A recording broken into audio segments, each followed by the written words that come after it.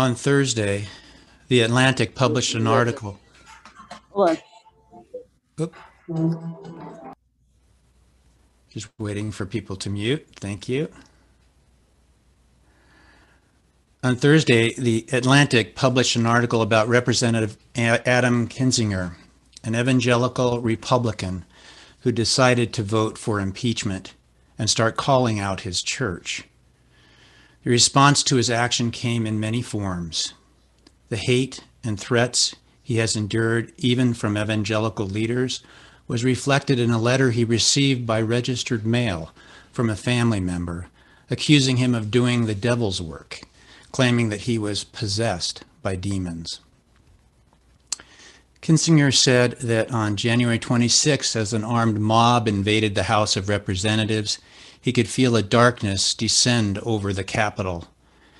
He had also heard the similar descriptions of that moment from Capitol Police.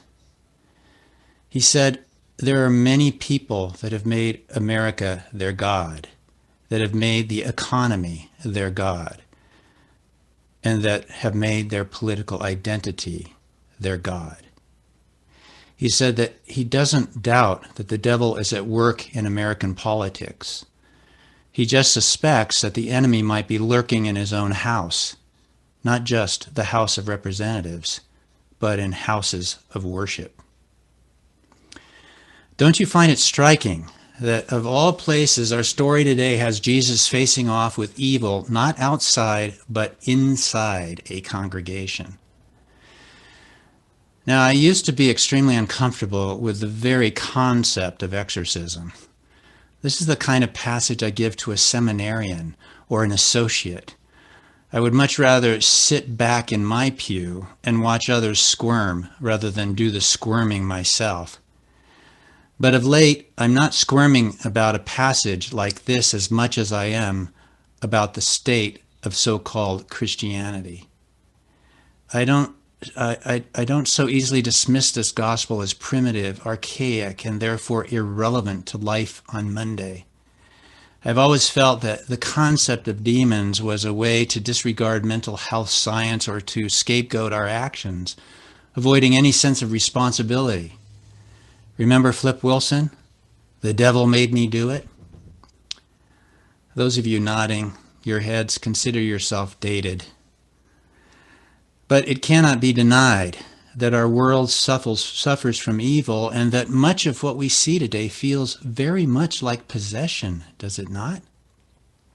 It feels like possession because reason, facts, truth, science, civil debate all seem powerless to change a thing.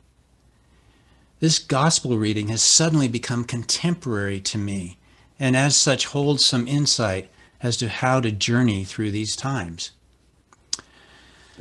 First of all, start with yourself. Would you agree that you are a big enough challenge? I agree that I'm a big enough challenge.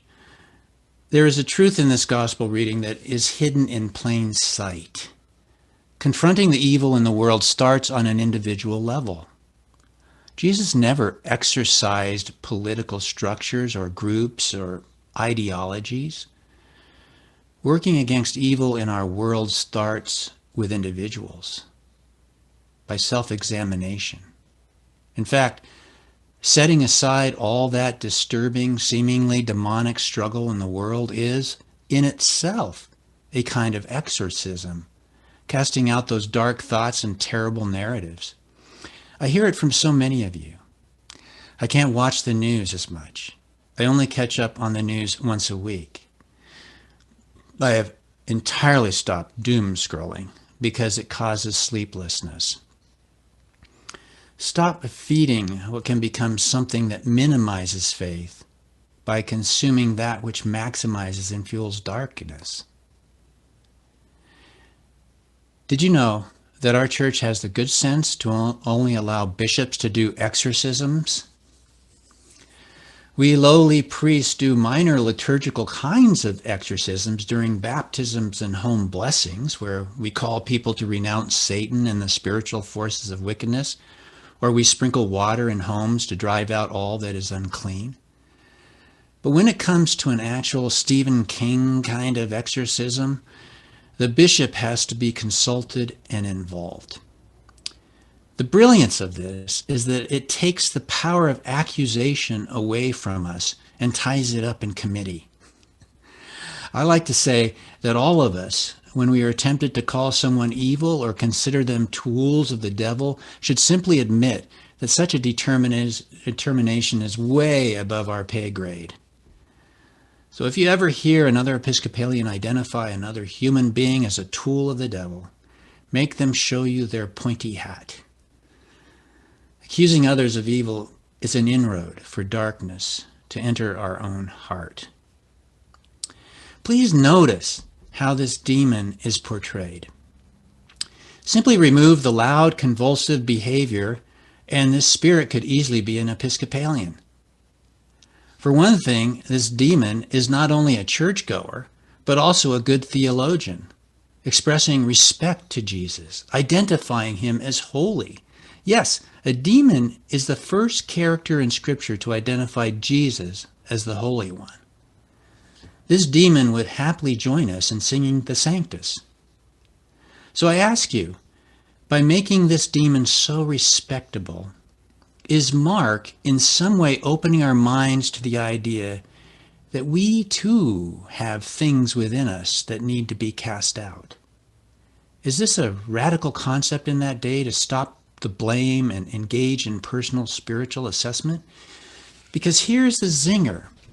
This demon asked Jesus a question that just may be the most important question of faith. Jesus, what have you to do with us? This question is revelatory and must have caused others to reflect on whether Jesus was relevant to their lives or simply a sideshow. I know that this question inspires me to ask, what does Jesus have to do with my relationships? What does Jesus have to do with my choices? What does Jesus have to do with my plans? What does Jesus have to do with the policies I support, the way I see others, the way I treat others? How does Jesus impact my budget, my daily schedule? What does Jesus have to do with our pain, our grief, our sorrow, our fear, our healing? I would guess that the answer Jesus was looking for was everything. I think Episcopalians have trouble even saying the name Jesus because in our country that name is so easily associated with an American religious culture that often offends our deeply held sensibilities and moral values. But just because some misrepresent those values should not mean we minimize him in our own lives. How small has Jesus become in our lives? The story was aired on NPR's Kid Logic of a very young boy on his first airplane flight. Soon after takeoff, he turned to his mother and asked, "When do we start getting smaller?" Up to then, his experience of airplanes in flight was watching them shrink as they disappeared into the sky. The little boy had not yet developed what psychologists call object permanence. That is, an airplane disappearing into the sky is the same size it was on the runway. Jesus is just as large as ever. We just need to learn spiritual object permanence. If we are to live fully and freely, we must let go of, yes, even cast out, narratives that do not align with what Jesus taught and the authority with which he taught them. By the way, the word for authority, exousia, is related to the verb existi, meaning sovereign freedom or acting without hindrance. Jesus is teaching in sovereign freedom. It's contrasted with the teaching of the scribes. The difference is that the scribes' teaching authority depends on their knowledge and their adherence to tradition, especially the tradition or traditional interpretation of the Torah. Jesus preaches with an independent authority, the authority of God. So let's start with ourselves in this dark time. We all, from time to time, get possessed by narratives that pull us down and throw us off course. Let's not keep exercising those narratives, making them stronger, but may we exorcise those things which simply are not worth entertaining, replacing them with those things our faith offers to us: love, faith, hope, kindness, inspiration. Let's call ourselves out in truth and love, and allow this time to release the God-given faith and light that is right there deep within our hearts. The meditation today will not start with the gong, but end with a gong. It's going to be a guided one that I'm going to try today. This is a prayer technique that I teach our youth who often struggle with public prayer. This prayer requires no words, but only simple hand gestures and self-examination.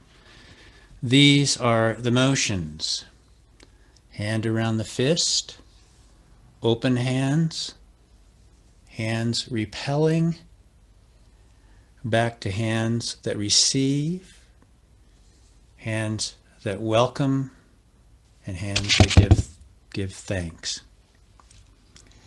So let me guide you through this if you're up for it, and I will take a moment of silence after each gesture as I guide you through it.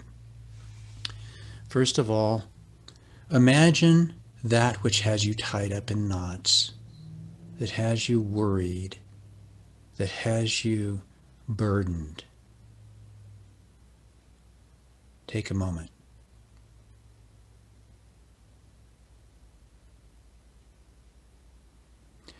And now open that to God, letting God see it, hearing God ask you to let it go.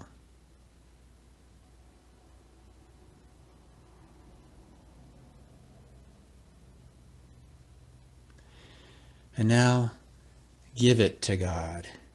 Push it away from you. Feel it fall from your hands.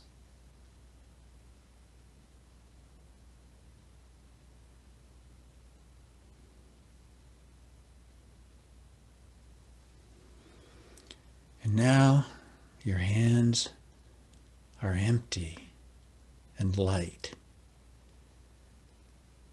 Ask God and imagine with God some goodness, some hope, some inspiration that can come anew into your life.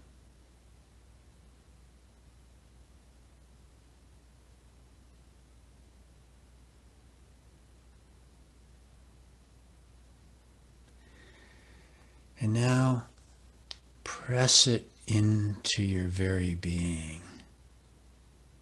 Feel it going deep inside of you, filling you with goodness now that you've made room. And finally, give thanks to God.